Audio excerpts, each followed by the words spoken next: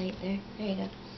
Alright, ladies and gentlemen, welcome to this first time ever, maybe even the last time ever. If I don't die? Renegade of Insanity, if you will. I am the Renegade of Wrestling, JJ Williams. Jade Hogan.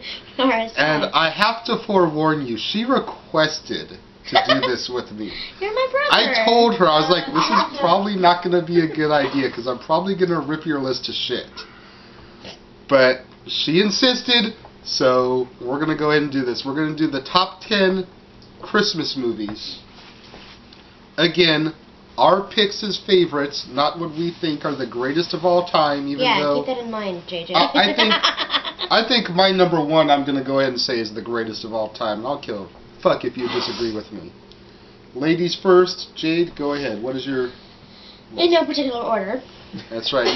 For all those who tried to buy into her BS about she couldn't organize it, her computer crashed and she just got it back. That's why it's in no particular order. She rushed through this last night to get everything back. I'm going to throw you under the bus, but that's what brothers do. But it was horrible. So, that's why her list is in no particular order. Don't buy this bullshit about, they're all my favorites, I can't pick which one is better. Yeah, don't buy that shit. And if you do, make sure you buy it at the Dollar Tree, because that's about all that excuse is worth. Ouch. Wow. Go ahead. Damn. It's supposed to be the Christmas season. Season of giving and caring. Blue drink in a white cup. He's giving it. It's called shoveling it. Alright. Tasty beverage. Santa Claus 1 and 2. Okay. Now, why 1 and 2 as opposed to part 3? I just didn't like number 3. I didn't like Martin. Oh my god. Short. Thank you. Come on, think Martin Short. Oh, fuck you. I didn't like him as Frosty. It bugged. He wasn't Frosty, he was Jack Frost. Jack Frost, whatever. That's how much I didn't like it. Okay. It just bugged me. He's more of a funny man. He's not really scary. Unless he's on SVU. Well, he wasn't supposed to be scary. Jack Frost in every portrayal that there's been of him really has been just this bitter wise ass. Even if you go back to the Frosty's Winter Wonderland, he's jealous of that he's not the star of Christmas. I always was kind of creeped out by Jack Frost. I just... It's 'cause he didn't creep me out in that. He just, like, made it more of a joke, and it wasn't something that I thought was a joke. He's a comedian. It's yeah. supposed to be funny. I didn't think it was the right role for him. Alright, so that's 10 and 9, because you gave us 2 movies. Yeah.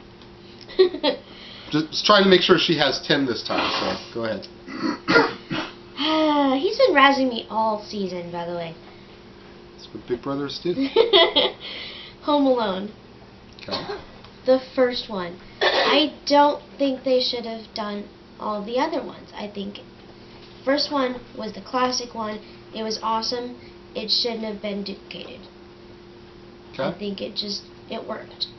I think all the other ones, it was a repeat of the first. It got boring after a while. You can only leave a kid home so many times while the rest of the family goes off.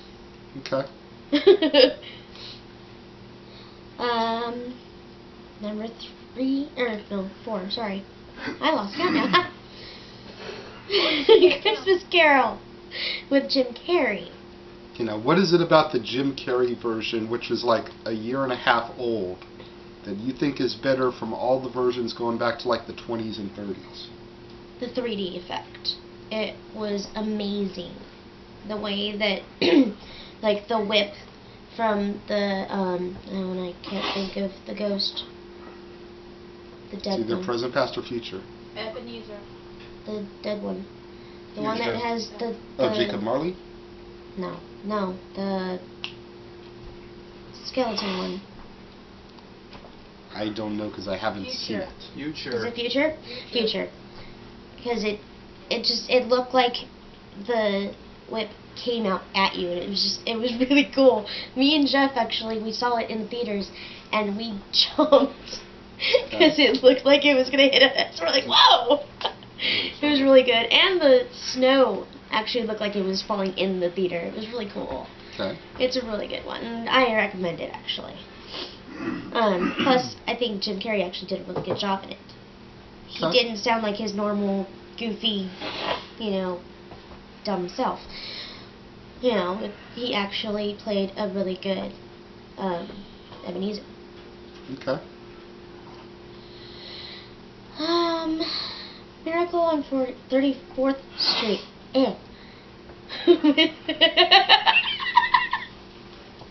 Can't count. Numbers. He's laughing. Go ahead and say it, because I know what you're gonna say. With Fred Mertz. It's like, really? I don't know Really? the actor's name. I just know it was The movie has Fred got Mertz. Natalie Wood, Maureen O'Hara, and you remember Fred fucking Mertz. Out of all the people in the movie, Fred Mertz's total part in that movie is all of like 5 or 10 minutes. If you add all his scenes up. I'm a And Lucy that's who she fan. remembers from the movie. I'm a Lucy fan, so therefore I'm gonna remember somebody from Lucy. Fuck beans. It's my list. To be damn it. fair, that was on my list too, and for the There same we fucking go. reason. See, I knew you were. Thank you to one of my Double best A friends Peanut for a Gallery. reason. Slash cameraman. Apparently he Yeah, forgot what quiet on the set means. So did the rest of us. I was gonna say, it's not the rest of us. Come on, we all talk on each other's shows. That's why it makes it fun. Continue. It's a Wonderful Life. Okay. I grew up with it. It's one of my family's favorites. It's an all-American classic. It's awesome. It teaches good, to kids. It teaches you to appreciate what you have, Okay. and not, want just the typical, presents and all that, and I think it's just such a heartfelt story. It is, and I'll get more in depth to it when it comes to my list because that's actually on there too. So See? Siblings. We actually agree on one. Oh my god. we agree on a couple of them. I'm not going to tell you all which ones, but we agree on a lot of them so far. Go ahead. I'll Be Home for Christmas. Okay. And why'd you pick this one? Because I was a boy crazy girl and I like Jonathan Taylor Thomas. That's right. The middle boy on Home Improvement who got too big for his britches and thought he was bigger than the show and the star. He's still Yeah, hot. that guy. He's Simba. He's a Disney boy. Home Improvement was on ABC. It's still all Disney. But, I think it's such a cute story. And Jessica Biel's in it. Come on. I mean, it's a good movie. It almost made my list. Like when I was going through like all the movies, that You was one really of my made my like list? 25 that I had to start with. But when it came down to whittling them down for the list, it just didn't make the cut. It was one of the first ones to be eliminated because I've only seen it once. I've only And seen it was a once, couple but years ago. I Actually, loved it. Teresa showed it to me. It was on like ABC Family or something. I think it is. And we watched it. And that was the first time I had seen it. So one viewing hardly makes it come on my list. And I just burped. I'm sorry. Excuse me. I tried to muffle it. And what do you got next there? My all-time favorite. So why don't you make that one the last one you read then? That way we can at Okay. least say that that is definitely Okay. your number All one. right. All right. Sorry. All right. Muppet Christmas Carol. Okay. Again, I love Christmas Carol. That's one of... Read your little note there. What? Oh. No? Muppet Christmas Carol with Alfred. Oh. Yeah. Michael Caine, who she knows as Alfred in the new Batman movies. We actually had this conversation last night. And It's like, Austin Powers, Daddy. yeah. We actually had this conversation last night, and it's like, is it not sad that the man has had a career in film since like the 50s and 60s, yet the three things he's best known for, to this house at least, is Muppet Christmas Carol, the new Batman movies, and being Austin Powers' daddy in Goldmember. Like, that is just a sad statement on our generation. Cameraman's But giving that's me, all like, we the know shame him on you. for. But we love Michael Caine as Ebenezer. Yes. He's awesome. And Muppet Christmas Carol actually did not make my list. The Muppet Man himself. It did not make my list because other movies I just felt are better. If I could walk off camera, I would. I do want to say, though, Muppet Christmas Carol has got some of the best songs in any Muppet movie, in my opinion, except for the original Muppet movie. Between Scrooge, One More Sleep Till Christmas, and When Love Is Gone, those 3 songs right there are just awesome songs. And some of the best songs in any Muppet movie, in my opinion. And you gotta love Fozzie Bear as Fezziwig. I love Fozzie Bear And anyway. Gonzo is freaking Charles Dickens. It's like, what? Out of the entire Muppet cast, how do you pull Gonzo for Charles fucking Dickens? Seriously. You know, though, the first time I actually saw this movie was here. You showed it to me. Yeah.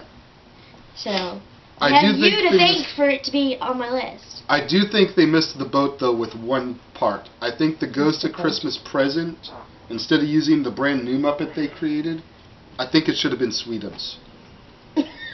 I think it should have been Sweetums. Anyways, go ahead. And the last, not the last one, sorry. Yeah, because we're going to go back. Yeah. Christmas Story. With the little blonde bad kid, I said. Okay, dude, you're shaking the camera. Knock it off. That would be Aaron. So we apologize for the shakiness. We actually have the camera steady on something, and the cameraman's still making it wobble. Yeah, it wouldn't be a show with Aaron doing the camera if it didn't shake. This is true. This is true. A little Christmas present for all you viewers at home. Yeah, what is it about the Christmas Story that intrigued you, makes you like it so much? Because to me, I can't stand that fucking movie. I think it's hilarious. It is like one of the most retarded Christmas movies of all time, in my opinion. I've sat through it, both as a kid, you know, when there's been that present that I really, really wanted, like the little boy wants his Red Ryder BB gun, and I sat through it as an older guy. The movie just blows donkey balls to me.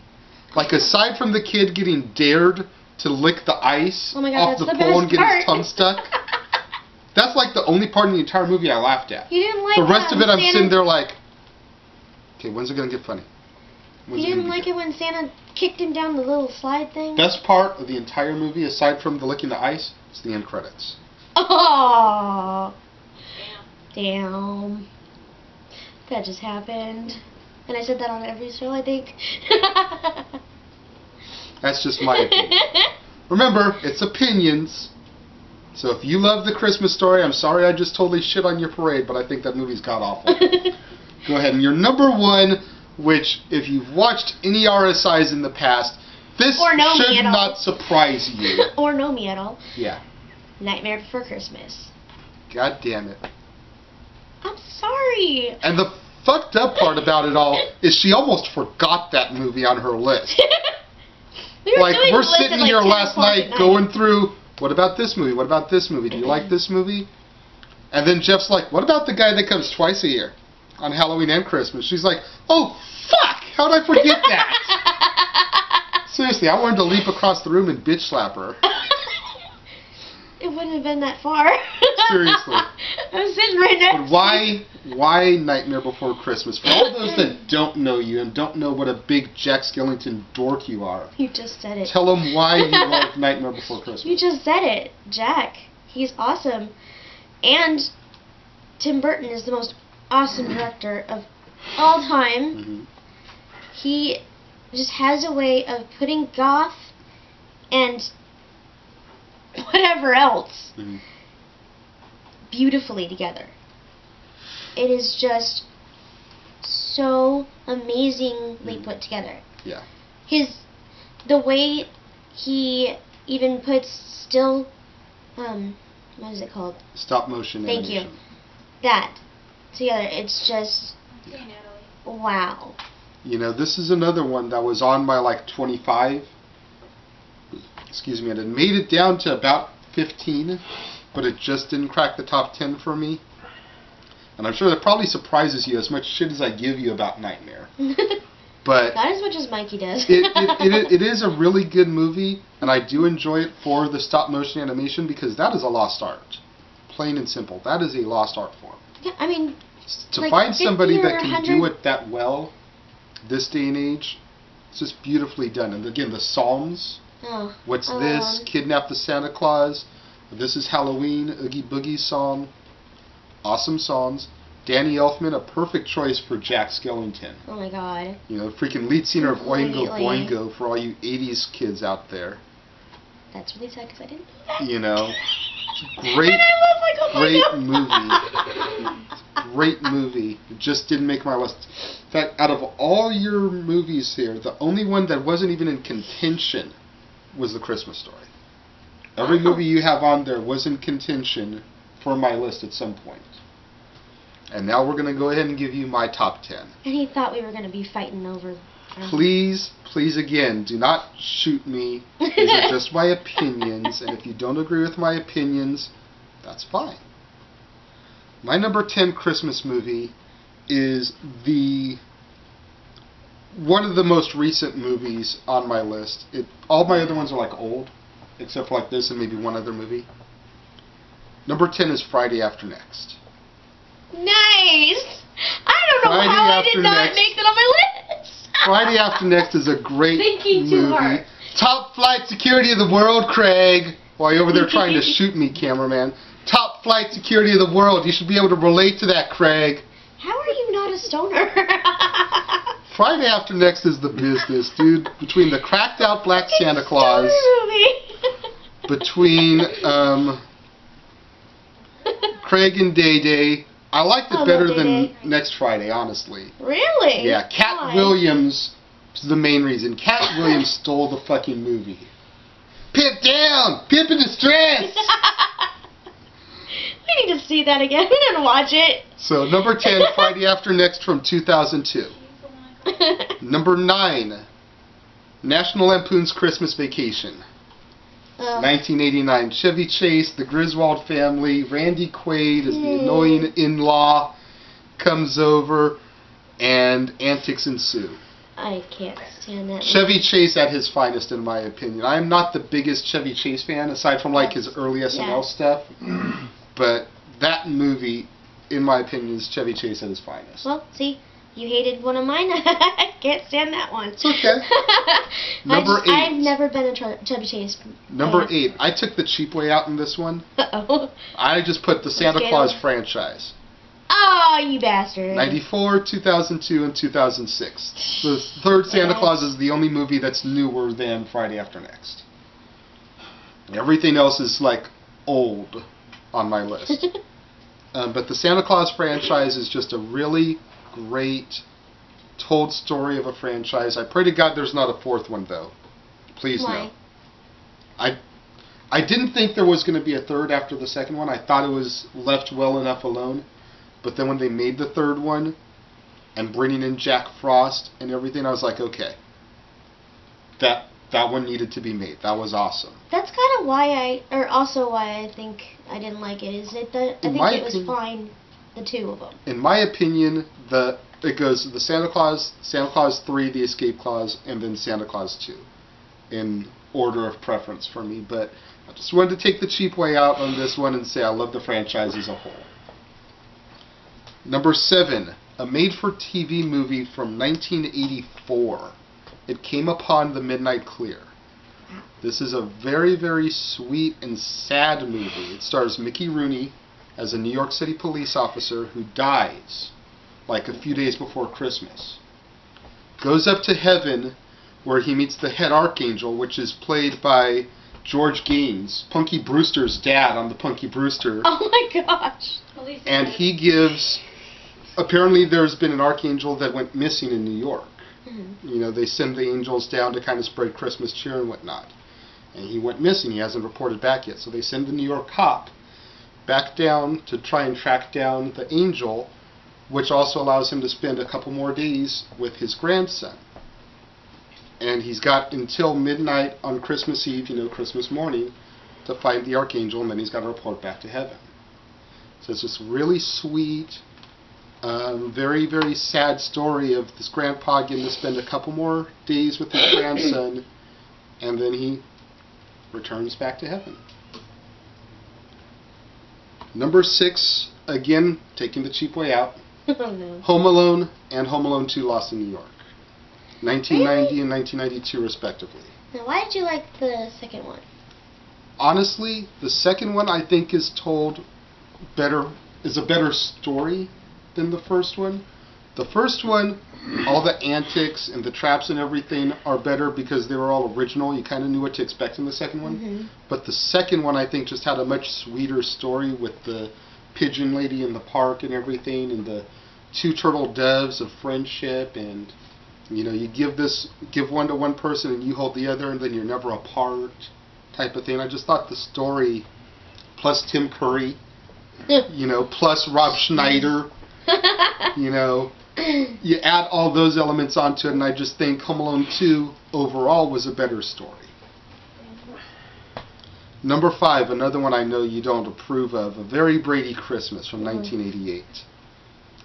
A Very Brady Christmas was basically the huge Brady Bunch cast reunion. The only original they didn't get back was Cindy.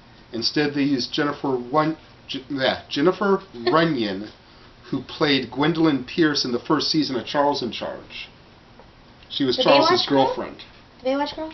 No, she wasn't on Baywatch, I don't think. I think she was. 'Cause I could. But everybody was back.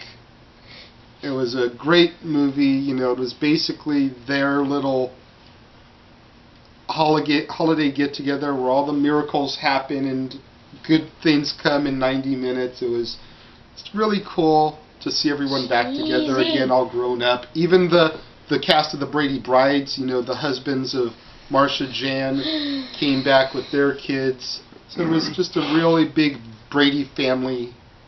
Cheesy. And you gotta love the Bradys, I'm just saying. I liked the special more. Where Number she lost 4. her voice. That one's good. Number 4, The Christmas Gift. This is another one that not too many people know about. This is John Denver, who plays an architect, who goes to a small town in Colorado to kind of scope the town out and maybe turn it into a resort type of location. At the very beginning of the movie, he's the bad guy who has a change of heart mid-movie and stands up to his greedy corporate boss and wants to leave the small town alone at the end because there's so much heart and soul in the town that they don't want to lose it. Why does that sound like the Ducks movies? It sounds like the premise of a lot of movies. And this movie actually has the grandpa from Charles in Charge. Oh my god. In the town. Do I sense a theme here? Number 3, Miracle on 34th Street, the one with Fred Mertz. Gotta love the story. The original version is always going to be the best, with little Natalie Wood not believing in Santa Claus, and then at the very end of the movie finding Kris Kringle's cane in the house that she wanted, her little dream house. And why did you pick that one other than the color one? It's a classic. You can't go wrong with the classics. More often than not, you've got to keep the originals as opposed to the remakes. I agree. Okay. Number 2, Christmas Carol, 1938. Reginald Owen is Scrooge, the entire Lockhart family playing the Cratchits. In my opinion, it's the best version that's ever been made, which is why the Muppets one didn't make my list. And little tidbit that the Turner Classic Movies likes to give out every year about this movie when they show it is that Reginald Owen was originally not supposed to be Scrooge. It was supposed to be Lionel Barrymore, who had played Scrooge for years on the radio broadcasts of A Christmas Carol. But he had either gotten injured or was sick, I forget the circumstances, prevented him from being Scrooge. So he recommended his good buddy Reginald Owen take the role, who I believe had done it in theater presentations. A lot of people downplay his version of Scrooge as opposed to Alistair Sims later on, saying that he's not animated enough. Mm-hmm. Scrooge isn't supposed to be animated. He's supposed to be this crotchety, miserable man. But he's animated enough when he has his change of heart at the end of the movie that I think he really, really comes across as having played the role perfectly from start to finish. And a lot of people are going to think that like the Alistair Sim version is the definitive version, but for me, my dad, love you dad, and this entire household, it's pretty much this version is the definitive version of all time. And number one, which I will go ahead and go on record and say is the best fucking Christmas movie of all time, and if you don't like it, you can suck it. It's A Wonderful Life. Yeah, okay. I was saying That no, but then movie I is would just- say yeah. That movie is just great from start to finish, and I didn't like it when I was younger.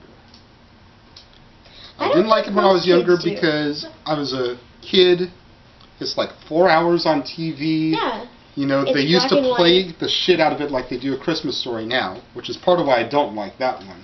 Because it's not that good to be beaten to death that much. It's in black and white. But it's like, yeah, as a kid, it's 4 hours on TV. It's black and white. If you miss it, you can always watch it the next time it comes around. the next week. I just didn't have the time to sit down and commit to that movie. It was just, oh my god. They spend like 2 hours of the movie building up all this backstory for like 30 minutes of Right. what life would be like if he didn't exist. Yeah. And the whole meat and potatoes in the movie, it's like, oh my god. Can we just fast forward, please? Get to the good shit? Didn't me and Jeff actually say that? I think you may have, but Jeff didn't. Jeff wanted to commit because he had never really given the movie a chance from start to finish. And he sat through it and he enjoyed it. I'm pretty sure it's going to be on his list somewhere. Interesting factoid about It's a Wonderful Life, though. That's why Lionel Barrymore, talking about Christmas Carol, that's why he is Old Man Potter. It was basically his give back for not being able to be Scrooge back in the day. Is he part of the Barrymore family, Yeah, actually? that is Drew's grandpa, I believe. Oh, cool. And for all you that know what a Muppet dork I am, Bert and Ernie, the cop and taxi driver, respectively, are where the characters of Bert and Ernie got their name. I didn't know that. They were best friends in the movie. They're best friends on Sesame Street. Huh. So Learn new just a things little every day. interesting bit of trivia for y'all out there. Next time you watch It's a Wonderful Life, Bert and Ernie are where those two Muppets got their name. Cool. So, I hope y'all enjoyed our list. Sorry we went freaking long as hell, but I think that's the most you've actually ever talked. And everyone Really? knows I can run my mouth. The funny thing is I can run my mouth like crazy at home. Yes, we know. Fuck you. But once you get in But front of then the I camera, it's can run like, the camera and hi, I'm Jade. Hi. He's hot. Now that's still at home. So anyways, for Renegade of Insanity, It was insanity too. I am JJ, Jade. and we will see you maybe next time. I don't know. I think We'll have we to didn't see. kill each other. I think we should. See you around.